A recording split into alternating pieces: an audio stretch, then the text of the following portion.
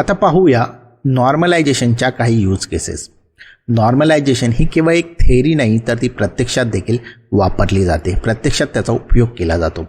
उदाहरण द्यायचं झालं तर पहिलं उदाहरण म्हणजे इमेज प्रोसेसिंग. इमेज प्रोसेसिंगमध्ये पिक्सेल व्हॅल्यू 0 ते 25 वरून नीट व्हॅल्यू 0 ते 1 वरती आणलं जातं. त्यामुळे काय होतं तर ब्राईटनेसचा बाकीच्या गोष्टींवरती हा परिणाम होत नाही, तो हावी होत नाही. त्यामुळे योग्य प्रकारे इमेज प्रोसेस केली जाते. दुसरं उदाहरण द्यायचं झालं तर स्पीच रेकग्नायझेशन. स्पीच रेकग्नायझेशनमध्ये मोठा आवाज आणि हलका आवाज दोघांनाही समान न्याय दिला जातो, जेणेकरून AI दोन्ही आवाज व्यवस्थितरित्या ओळखू शकेल. तिसरं उदाहरण द्यायचं झालं तर फायनान्समध्ये ज्या शेअर्सच्या व्हॅल्यू असतात त्याच्या संख्येला, त्या मोठ्या आकड्याला महत्त्व देण्यापेक्षा त्या सगळ्यांना एका स्केलवरती आणलं जातं आणि त्यातलं पॅटर्न त्याला महत्त्व दिलं जातं आणि त्या पॅटर्नवरून निर्णय घेतले जातात.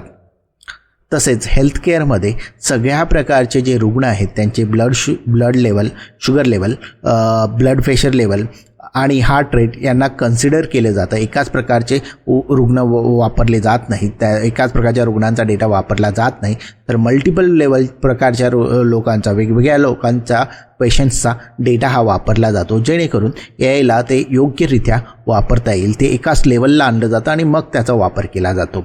अशा प्रकारे वेगवेगळ्या प्रोसेसेसमध्ये यूज केसेसमध्ये जिथे AI वापरलं जातं तिथे नॉर्मलायझेशन वापरलं जातं.